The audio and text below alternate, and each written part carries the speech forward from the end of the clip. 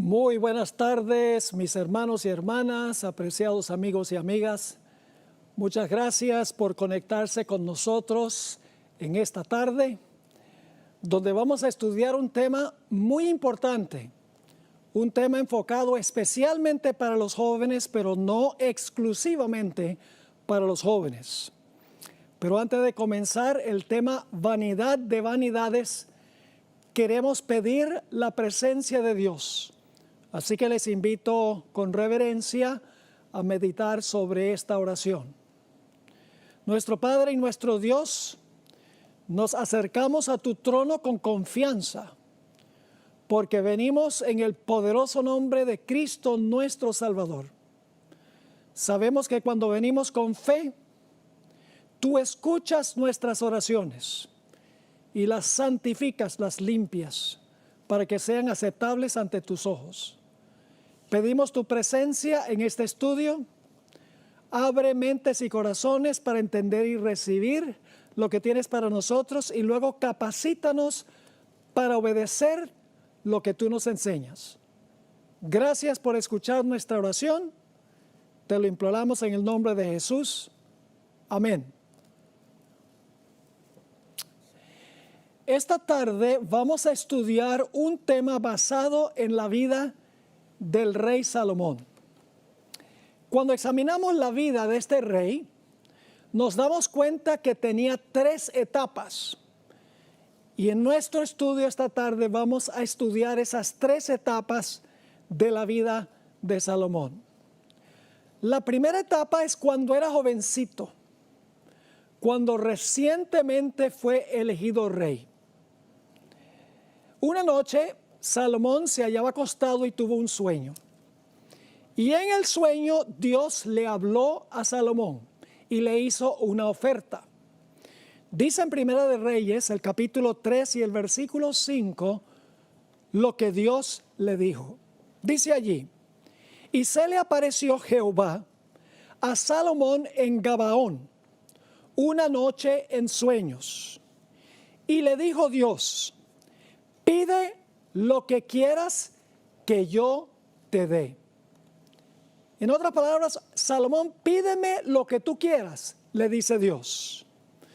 Ahora, Salomón podría haber pedido muchas cosas, podría haber pedido dinero, fama, grandeza, entre otras cosas.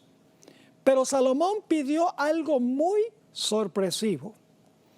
En los versículos 6 al 9 encontramos las siguientes palabras: ahora pues, Jehová Dios mío, tú me has puesto a mí tu siervo por rey, en lugar de David mi padre. Y yo soy joven, y no sé cómo entrar ni salir. Y tu siervo está en medio de tu pueblo, el cual tú escogiste, un pueblo grande, que no se puede contar ni numerar por su multitud. Ahora viene la petición.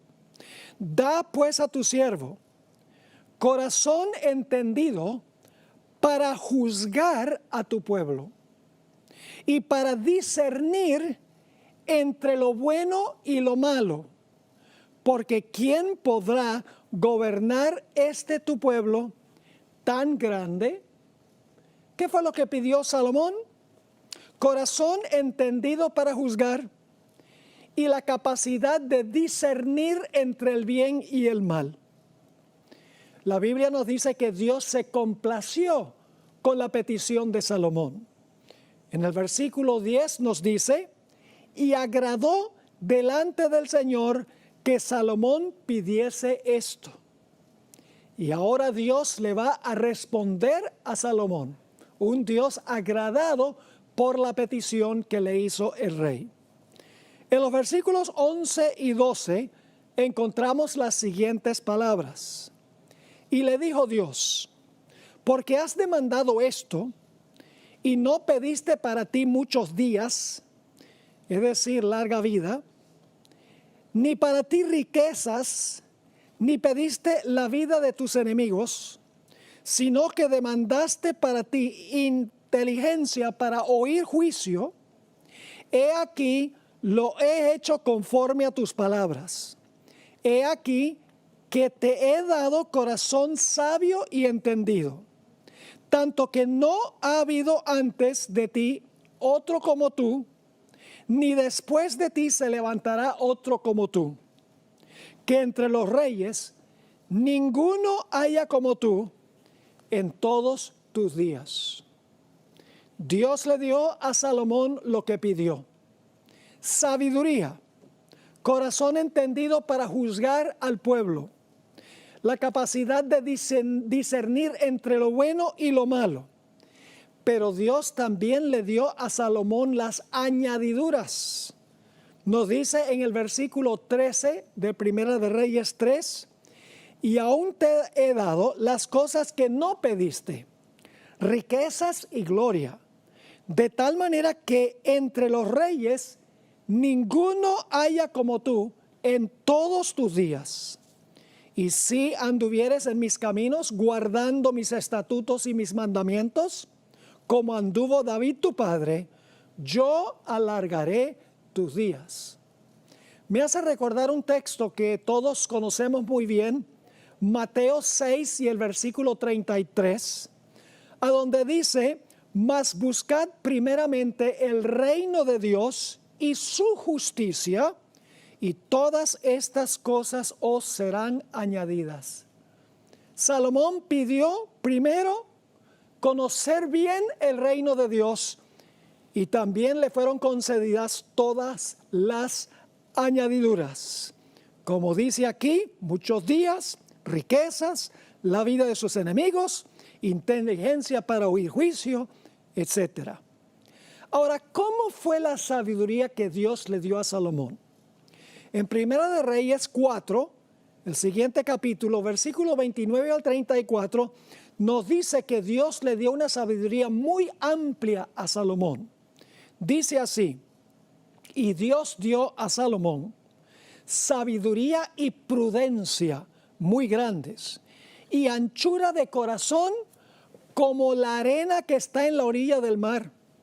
Era mayor la sabiduría de Salomón que la de todos los orientales, y que toda la sabiduría de los egipcios.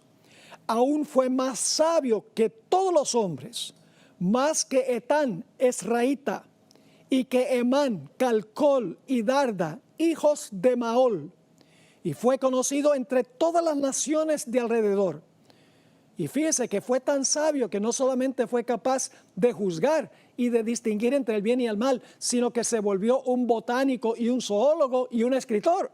Porque sigue diciendo aquí: y compuso 3000 proverbios, y sus cantares fueron 1005. También disertó sobre los árboles, desde el cedro del Líbano hasta el hisopo que nace en la pared. Asimismo disertó sobre los animales, sobre las aves, sobre los reptiles y sobre los peces. Y para oír la sabiduría de Salomón, venían de todos los pueblos y de todos los reyes de la tierra, a donde había llegado la fama de su sabiduría. Cuando Dios da una bendición, la da en abundancia. Salomón pidió lo que Dios quería que pidiera, y Dios le dio amplia sabiduría, no solamente para distinguir entre el bien y el mal y para juzgar al pueblo, sino en muchas otras áreas de la vida. En 1 Reyes 10, 23 y 24 encontramos otra vez una descripción de la sabiduría de Salomón.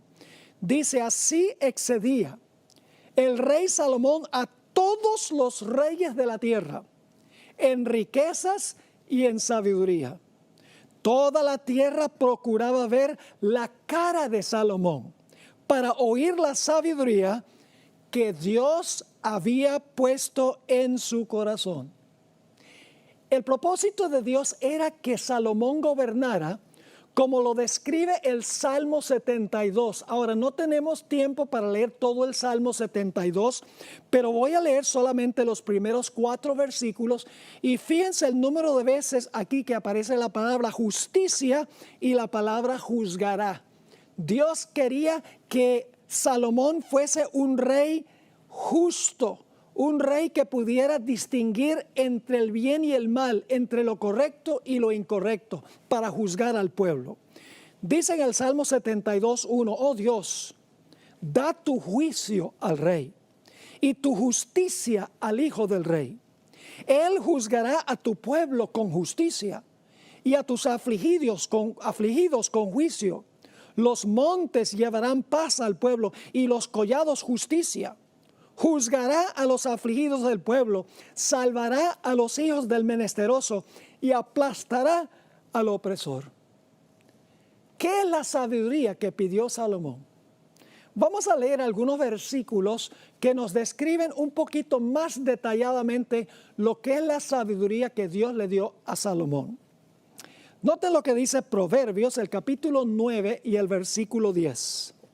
El temor de Jehová no significa tenerle miedo, sino un alto respeto que lo obedece. El temor a Jehová es el principio de la sabiduría. Así que si tú no temes a Jehová, no tienes ni siquiera el principio de ser sabio. El temor de Jehová es el principio de la sabiduría y el conocimiento del Santísimo es la inteligencia. Pero hay más. En Proverbios 8 y el versículo 13 dice, el temor de Jehová es aborrecer el mal. No solo es amar el bien, sino dice aquí, el temor de Jehová es aborrecer el mal. En Job 28 y el versículo 28 dice, y dijo al hombre, he aquí que el temor del Señor es la sabiduría y el apartarse del mal la inteligencia. Fíjense qué interesante. El temor del Señor es la sabiduría. ¿Y a qué lleva eso? Y el apartarse del mal, la inteligencia. El Salmo 111 y el versículo 10 agrega esto. El principio de la sabiduría es el temor de Jehová. Buen entendimiento tienen todos los que practican sus mandamientos. Su loor permanece para siempre.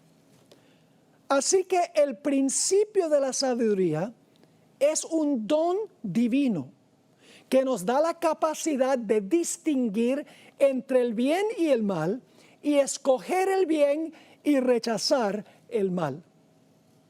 En 1 Reyes 3:28, después que Dios le dio a Salomón su sabiduría, vino un caso muy difícil ante él que tenía que decidir. El caso de dos madres. Una de ellas había rodado sobre su bebé en la noche, lo había sofocado. La otra madre tenía el bebé vivo. La madre, quien había sofocado al bebé, se dio cuenta que su bebé estaba muerto y tomó el bebé de la otra como el suyo y puso el bebé muerto a donde la otra madre. Y fueron ambas ante el rey. ¿Cómo iba a decidir el rey quién iba a quedarse con ese bebé? ¿Quién era la madre? Salomón, con la sabiduría que Dios le había dado, llamó a un soldado y le dijo, mira, saca tu espada, corta el bebé en dos y le das la mitad del bebé a una y la mitad del bebé a la otra. Inmediatamente la que era la madre dijo, no, denle el bebé a ella. Salomón sabía entonces quién era la madre. Estaba dispuesta de entregar a su hijo a la otra con tal que el hijo sobreviviera, mientras que la otra madre decía, no, corta el bebé en dos. La sabiduría, sin embargo, de Salomón era condicional. En 1 Reyes 3 y el versículo 14, Dios pone ese sí condicional. Dice así, si anduvieres en mis caminos, guardando mis estatutos y mis mandamientos, como anduvo David tu padre, yo alargaré tus días. Dios le dio a Salomón una receta para retener su sabiduría. Los reyes de Israel tenían que cargar con ellos lo que se conoce como el libro de la ley. Debían leer ese libro todos los días. Y todas sus decisiones debían basarse en consultar el libro de la ley. Encontramos en Deuteronomio 17, 18 al 20, una descripción de esto.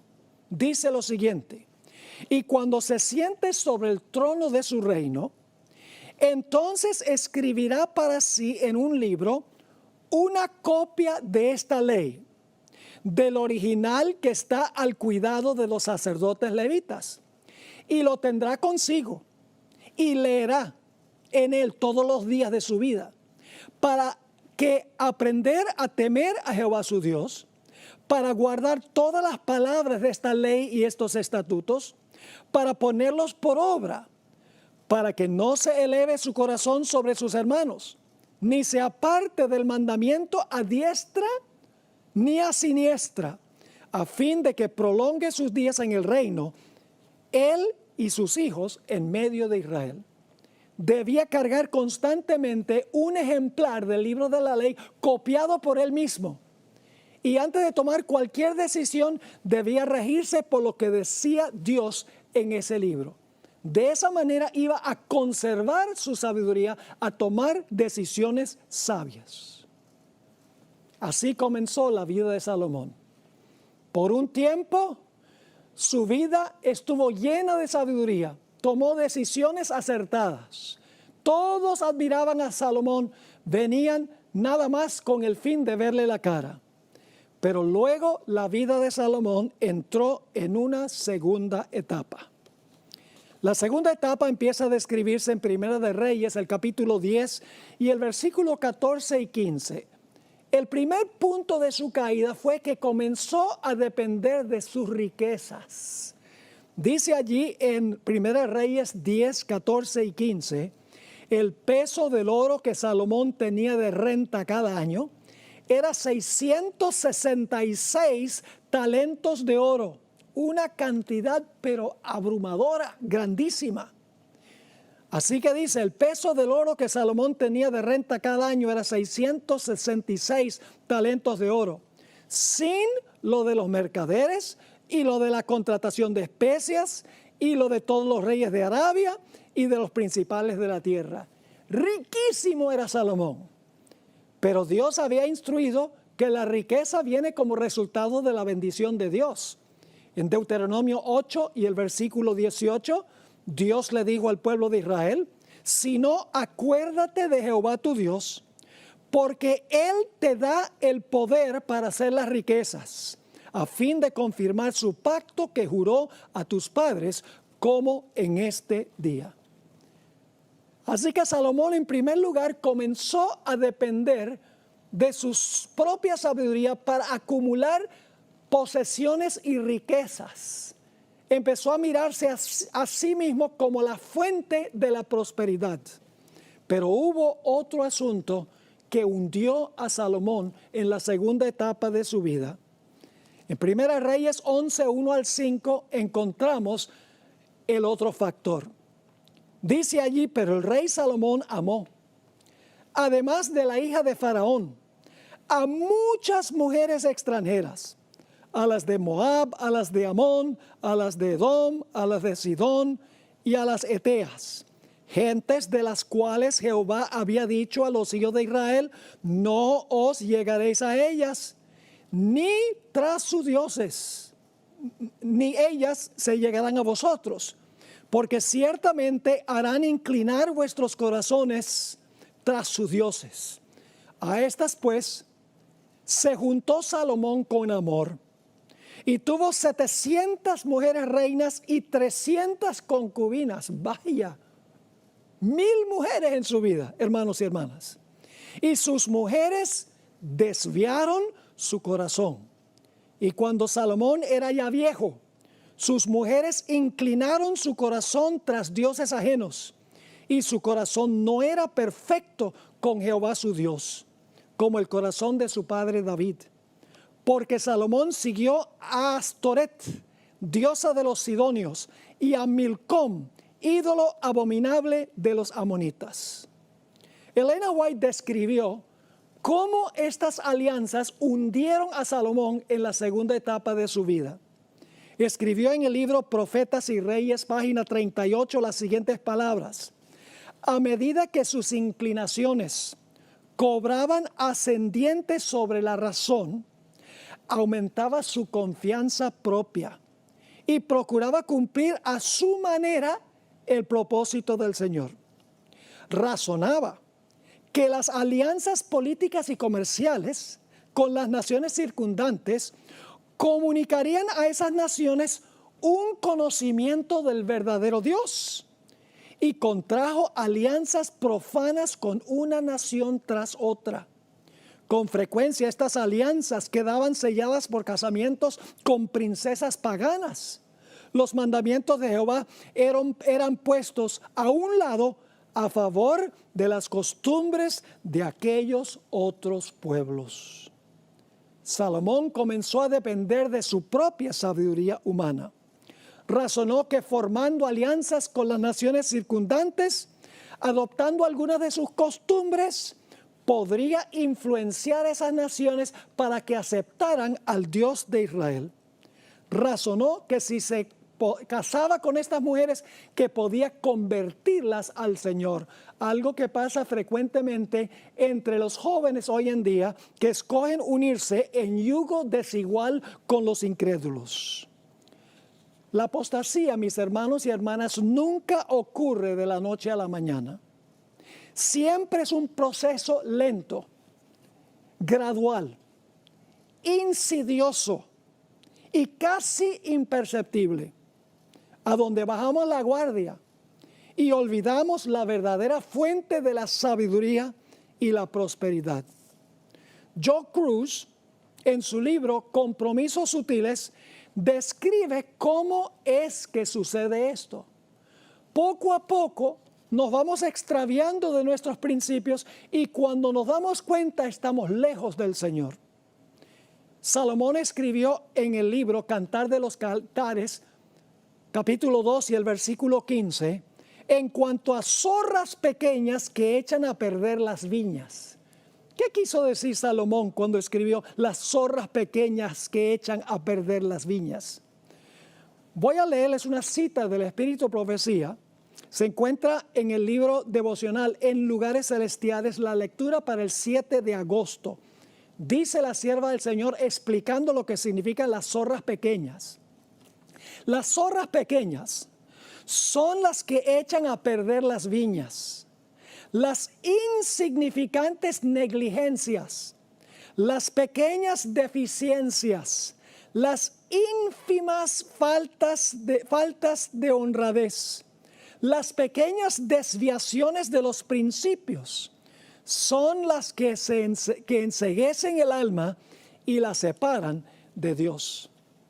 Elena White escribió en cuanto a la apostasía paulatina de Salomón. Encontramos la siguiente cita que está en Profetas y Reyes.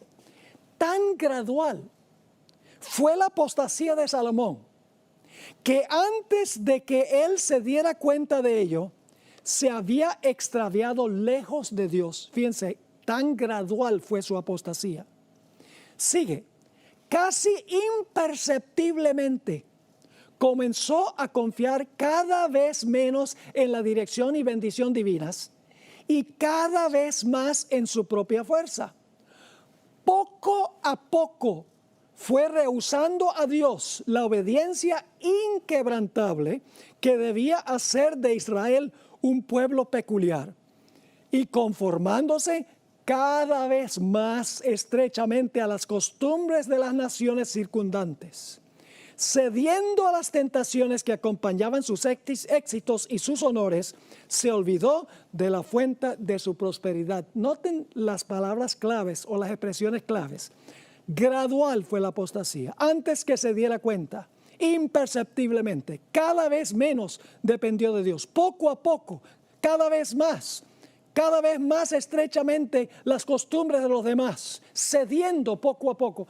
La sierva de Dios nos dice que la apostasía no viene de la noche a la mañana, viene por una serie de decisiones a donde nos extraviamos de Dios y ni siquiera casi nos damos cuenta. Así que ahora Salomón resultó lejos de Dios en la segunda etapa de su vida. Encontramos en el libro Patriarcas y Profetas esta descripción del cambio de carácter de Salomón en su segunda etapa. Después de haber sido uno de los mayores reyes que hayan empuñado el cetro, Salomón se transformó en licencioso, instrumento y esclavo de otros. Su carácter, una vez noble y viril, se trocó en enervado y afeminado. Su fe en el Dios viviente quedó suplantada por dudas ateas. Es decir, empezó a pensar como un ateo. De pronto Dios no existe. Sigue escribiendo. La incredulidad destruía su felicidad, debilitaba sus principios y degradaba su vida. La justicia y la magnanimidad de la primera parte de su reinado se transformaron en despotismo y tiranía. Se volvió un tirano. Salomón adoptó la filosofía Playboy. Vivía tan solo para el placer y la comodidad. No se negaba nada de lo que su corazón le exigía. Su filosofía era: comamos y bebamos, que mañana moriremos.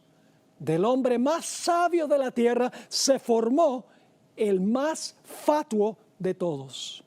Leamos algunos versículos a donde Salomón expresó su filosofía de la vida separado de Dios. Dice en Eclesiastés 2 y el versículo 8: me amontoné también plata y oro, dice Salomón, y tesoros preciados de reyes y de provincias.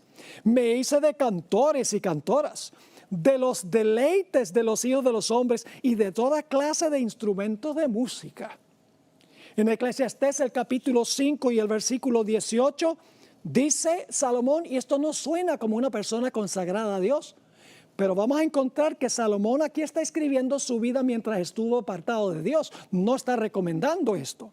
Eclesiastés 5:18 dice: he aquí pues el bien que yo he visto, que lo bueno es comer y beber y gozar uno del bien de todo su trabajo con que se fatiga debajo del sol, todos los días de su vida que Dios le ha dado, porque esta es su parte. ¿Qué filosofía de la vida? Comer, beber y gozar de todo lo que hay debajo del sol. En Eclesiastés 8 y el versículo 15, Salomón describe un rasgo de su vida aparte de Dios. Dice: por lo tanto, alabé yo la alegría que no tiene el hombre bien debajo del sol, sino que coma y beba y se alegre, y que esto se le quede todos los días de su vida que Dios le concede debajo del sol. En Eclesiastés 2 y el versículo 10 y 11, en realidad sería bueno leer los versículos 4 al 18, dice Salomón esto: no negué a mis ojos ninguna cosa que desearan, ni aparté mi corazón de placer alguno, porque mi corazón gozó de todo mi trabajo, y esta fue mi parte de toda mi faena. Miré luego todas las obras que habían hecho mis manos y el trabajo que tomé para hacerlas. Y he aquí todo era vanidad y aflicción de espíritu, sin provecho debajo del sol. Ahora mira su vida y dice: ¿qué significado e importancia tiene mi vida? Su apostasía fue casi total. En Profetas y Reyes, página 55, encontramos esta descripción. Tan completa fue su apostasía, tanto se endureció su corazón en la transgresión, que su caso parecía no tener esperanza. Y en la página 56 dice: pensamientos lóbregos acosaban su alma de día y de noche. Para él ya no había gozo en la vida, ni paz mental, y el futuro le parecía sombrío y desesperado. ¡Qué gran caída tuvo Salomón!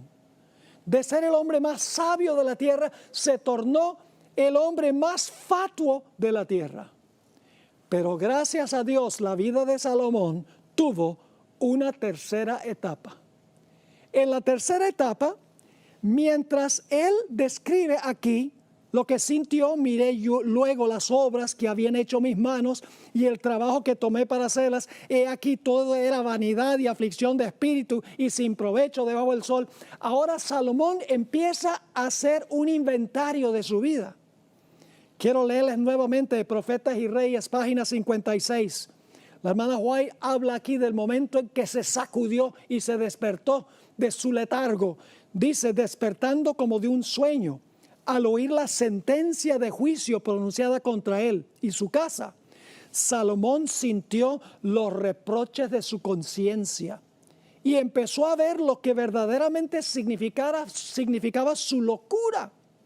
Afligido en espíritu y teniendo la mente y el cuerpo debilitados, ya estaba viejo, el cuerpo y la mente estaban debilitados, se apartó, cansado y sediento de las cisternas rotas de la tierra, para beber nuevamente en la fuente de la vida.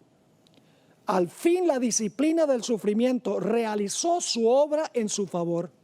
Durante mucho tiempo le había acosado el temor de la ruina absoluta que experimentaría si no podía apartarse de su locura. Pero discernió finalmente un rayo de esperanza en el mensaje que se le había dado. Dios no le había cortado por completo, sino que estaba dispuesto a librarle de una servidumbre más cruel que la tumba, servidumbre de la cual él mismo no podía librarse. Y ya en sus últimos años, cuando se despertó de su locura, Salomón escribió el libro de Eclesiastés especialmente para los jóvenes. Ahora, hay 3 libros en la Biblia que fueron los últimos en incluirse en el canon del Antiguo Testamento. Uno de ellos fue el libro de Esther, porque el libro de Esther no menciona el nombre de Dios. El otro, Cantar de los Cantares, que parecía ser un tanto demasiado romántico. Y el tercer libro, que fue el último en incluir en el canon del Antiguo Testamento, fue Eclesiastés. Porque este libro expira pesimismo y desesperación. Parece decir que la vida es hueca, que la vida no tiene significado, que la vida es absurda. Una palabra clave en el libro es la palabra vanidad. La palabra Ebel en hebreo aparece 35 veces en este libro de Eclesiastés.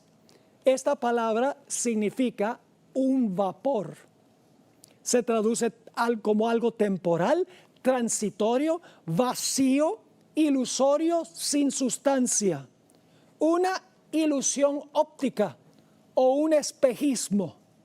Notemos algunos de los textos a donde Salomón describe la vida separado de Dios como es vanidad. En Eclesiastés 1 y el versículo 2 y 3 escribió Salomón: vanidad de vanidades, dijo el predicador.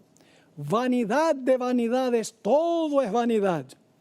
¿Qué provecho tiene el hombre de todo su trabajo con que se afana debajo del sol? En Eclesiastés 1 y el versículo 14, Salomón escribió: miré todas las obras que se hacen debajo del sol, y he aquí que todo ello es vanidad y aflicción de espíritu. Inclusive se aburrió de la vida Salomón. Dice en Eclesiastés 2:11: miré yo luego todas las obras que habían hecho mis manos y el trabajo que tomé para hacerlas, y he aquí todo era vanidad y aflicción de espíritu y sin provecho debajo del sol. Y luego en el versículo 17 dijo lo siguiente: aborrecí por tanto la vida, porque la obra que se hace debajo del sol me era fastidiosa, por cuanto todo es vanidad y aflicción de espíritu. Estos textos no parecen cuadrar con la cosmovisión del resto de la Biblia. Exhalan un espíritu de pesimismo, ansiedad, depresión y desesperación. La vida carece de significado y es absurda, según escribe Salomón aquí. Este libro, por lo tanto, no parece pertenecer al canon bíblico. Pero necesitamos entender que Salomón escribió este libro al final de su vida, después que regresó a Dios y estaba mirando hacia atrás cómo había sido su vida sin Dios. En Eclesiastés 8 y el versículo 14 y 15, escribió Salomón: hay vanidad que se hace sobre la tierra, que hay justos a quienes sucede como si hicieran obras de impíos.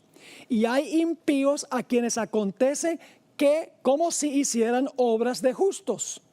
Digo que esto también es vanidad, Por tanto, alabé yo la alegría que no tiene el hombre bien debajo del sol, sino que coma y beba y se alegre, y que esto le quede de su trabajo todos los días de su vida, que Dios le concede debajo del sol. Así que al final de su vida, Salomón escribió el libro de Eclesiastés y muchos de los proverbios también. Estaban mirando hacia atrás a la segunda etapa de su vida. Se dio cuenta que su vida aparte de Dios había sido vacía, amarga y carente de significado. Al meditar sobre su vida de placeres, mujeres, sexo, fiestas, bailes, ostentación y mundanalidad, se dio cuenta que todo eso era vanidad, era un vapor, no tenía sustancia ni realidad. Si Salomón hubiese vivido hoy, tal vez hubiera ganado el premio Nobel de literatura por los libros de Proverbios y Eclesiastés, que yo podría llamar el manifiesto humanista, pero con un toque final donde el humanista regresa nuevamente a Dios. El libro de Eclesiastés termina triunfalmente. Salomón no solamente describe cómo fue su vida aparte de Dios, sino al final del libro habla directamente a los jóvenes. En Eclesiastés 8 y el versículo 11 al 13, él dice que los malos hacen el mal porque parece irles bien. Noten las palabras en Eclesiastés 8:11. Por cuanto no se ejecuta luego sentencia sobre la mala obra, el corazón de los hijos de los hombres está en ellos dispuesto para hacer el mal. Y luego él dice esto: aunque el pecador haga mal 100 veces y prolongue sus días, con todo yo también sé que les irá bien a los que a Dios temen, los que temen ante su presencia, y no le irá bien al impío, ni le serán prolongados los días que son como sombra, por cuanto no teme delante de la presencia de Dios. Él dice, puede ser que la gente haga cosas malas y que le salga todo bien, pero yo sé que a la larga esas personas que no temen a Dios no les va a ir bien. Y luego en el capítulo 11:9 hasta el 12:1, Salomón alcanza el clímax glorioso de su libro. En el versículo 9 del capítulo 11, Salomón habla con un toque de sarcasmo y dice lo siguiente: alégrate, joven, en tu juventud, y tome placer tu corazón en los días de tu adolescencia, es decir, vive la vida, y anda en los caminos de tu corazón y en la vista de tus ojos. Ahora escuchen bien, pero sabe que sobre todas estas cosas te juzgará Dios. Es decir, Salomón dice, sí, disfruta la vida, no le hagas caso a lo que Dios dice, pero sepas claramente que sobre estas cosas te juzgará Dios. Y luego viene el consejo de Salomón para los jóvenes. Dice lo siguiente: quita pues de tu corazón el enojo y aparta de tu carne el mal, porque la adolescencia y la juventud son vanidad, es decir, hay peligro en eso. Y luego vienen esas famosas palabras: acuérdate de tu Creador en los días de tu juventud, antes que vengan los días malos y lleguen los años de los cuales digas, no tengo en ellos contentamiento. Jóvenes, Salomón está aquí hablando de su vida pasada. Dice, acuérdate de tu Creador cuando estás joven, antes que vengan los días malos de la vejez como los míos, cuando tú miras hacia atrás y dices, no tengo contentamiento en la vida que yo he vivido. Salomón no es un filósofo que habla desde una torre de marfil en el libro de Eclesiastés. La suya es la voz de la experiencia. Describe su propia vida alejado de Dios y aconseja a los jóvenes a no transitar por el mismo camino. Explica que una vida que se centra en el placer puede parecer deseable y divertida, pero al fin traerá en su estela la amargura, la ansiedad una vida sin significado, por así decirlo, la mordedura de la serpiente.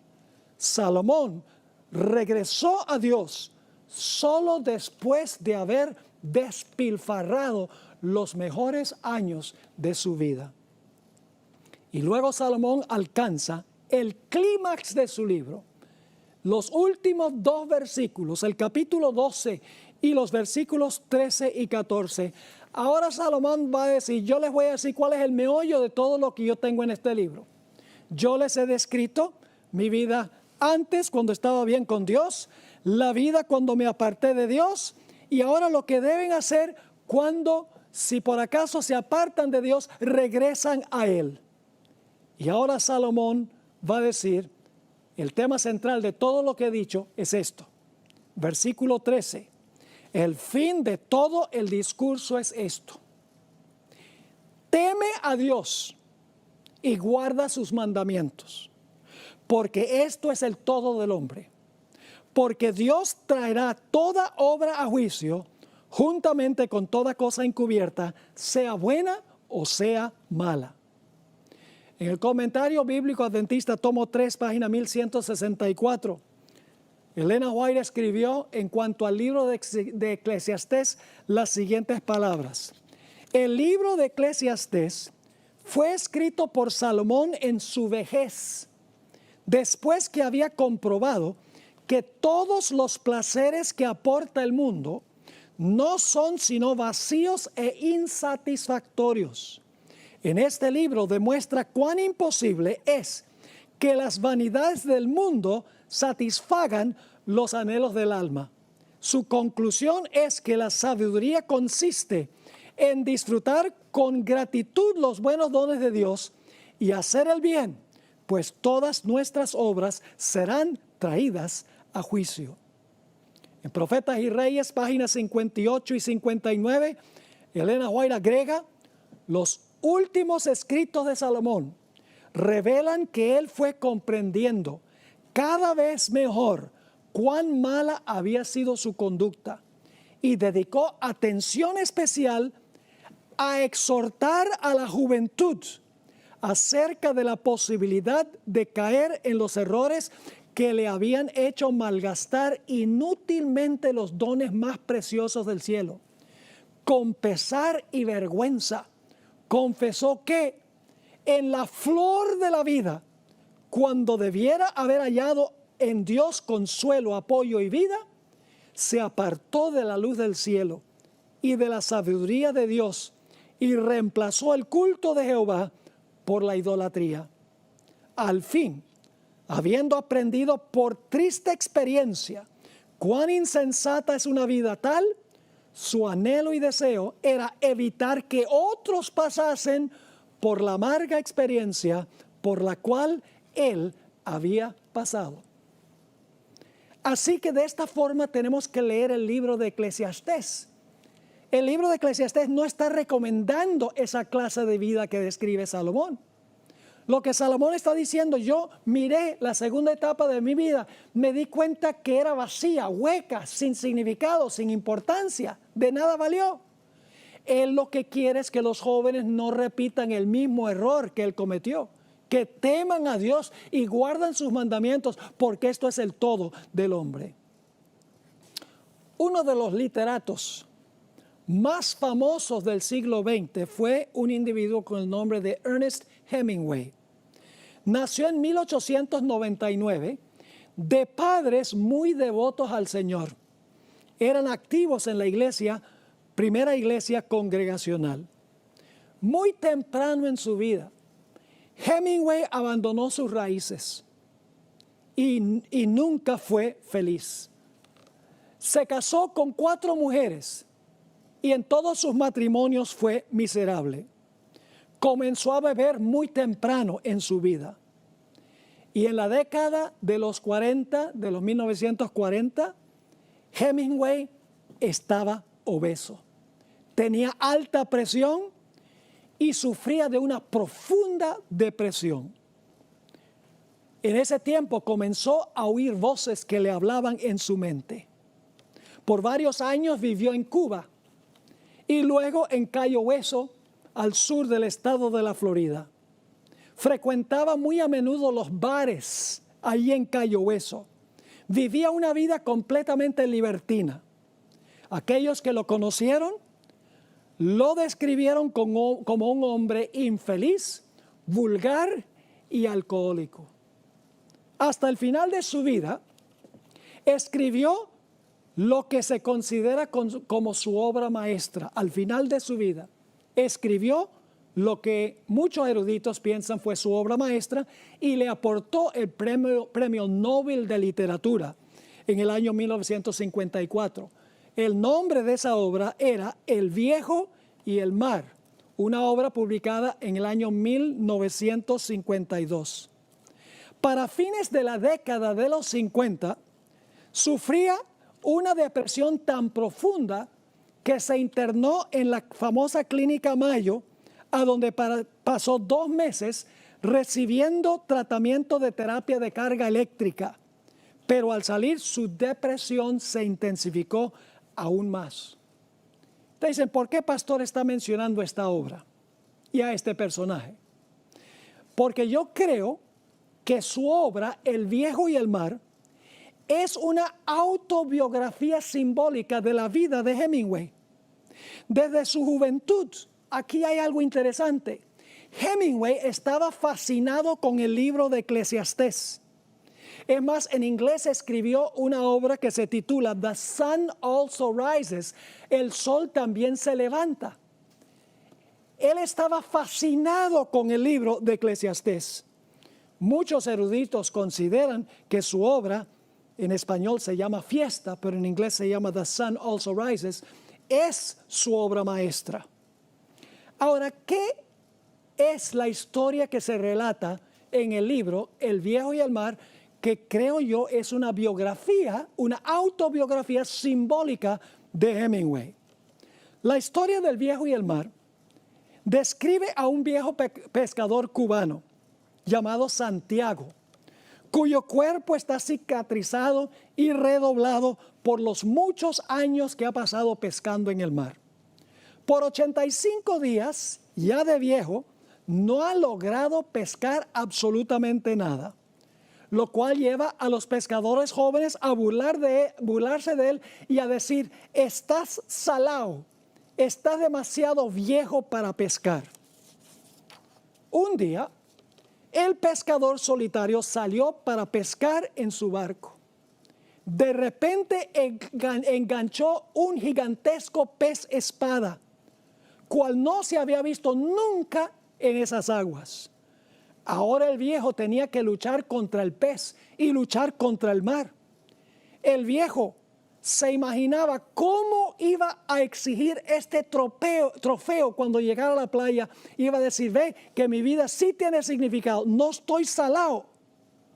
Por 3 días, el viejo luchó contra el mar y el pez. Se cortó las manos con el sedal. El sol inmisericordia le tostó la piel. Llegó a sudar profusamente en el clima húmedo. Sus músculos, generalmente firmes y fuertes, le empezaron a doler mientras continuaba la batalla contra el mar y el pez. Finalmente terminó la batalla. El viejo venció al pez y al mar. El pez espada era tan grande que no podía meterlo en el barco. Así que el viejo lo amarró al lado del barco. Entonces atacaron los tiburones, olfateando la sangre del pez. Empezaron a comérselo. El viejo desesperado sacó un arpón y empezó a arponear a los tiburones y logró matar a uno de ellos. Por un tiempo se fueron, pero en el proceso de arponear a uno perdió el arpón. Los tiburones luego regresaron, esta vez con más compañeros. El viejo amarró su cuchillo a uno de los remos y lo usó como un arpón y logró matar a 5 tiburones. Pero los tiburones siguieron viniendo. Con un frenesí indescriptible, el viejo usó un palo para apalear a los tiburones y esta vez los tiburones no se fueron. Terminaron su banquete. Cuando anochece, Lo que queda del pez es el esqueleto. Al viejo, que hace poco había proclamado su victoria sobre el pez y sobre el mar, no le quedaba para mostrarlo sino un esqueleto. El que había pensado que su carrera había terminado con éxito, terminó con una amarga derrota. Cuando el viejo llegó a la playa, no le quedaba nada. Toda su lucha, las manos ensangrentadas, los músculos dolientes, la energía desgastada, la piel tostada, no valían de nada. La lucha había terminado con desesperación, un vacío, un absurdo. Todo lo que quedaba era tragedia y pérdida. Yo creo que ustedes pueden captar en qué sentido es que esta historia es una biografía de la vida de Hemingway, cuando se apartó de la fe de sus padres y se volvió lo que yo describí. Lamentablemente, Hemingway no fue como Salomón. No regresó a Dios al final de su vida. Miró su vida, no había razón para vivir. Miró su vida, era absurda, sin significado. Y así fue que Hemingway vivió su propia novela. El 2 de julio de 1961, Hemingway sacó su arma de fuego favorito, lo apuntó a su cabeza y aló el gatillo. Su vida terminó con un vacío. Jóvenes, una vida aparte de Dios puede parecer placentera y deseable por un tiempo, pero al fin llevará a la ruina, a la pérdida de la vida eterna. ¿Qué aprovechará el hombre, dijo Jesús, si el hombre ganare todo el mundo y perdiere su alma? Me hace recordar la historia del hijo pródigo, que es una historia parecida a la de Salomón. Tenía un buen hogar, un hogar donde había reglamentos, sí, tenía que vivir de acuerdo a los reglamentos del padre, pero el padre lo amaba y el joven tenía todo lo que podría desear un joven. Pero el joven un día dijo: yo estoy aburrido de todos los reglamentos y las leyes de esta casa y yo quiero mi parte de la herencia y yo quiero conocer el mundo. Yo quiero salir allá y quiero vivir, quiero saber qué tiene para ofrecer el mundo, porque aquí en la casa yo no sé qué es lo que está pasando allá afuera. Quiero ser libre, dijo él.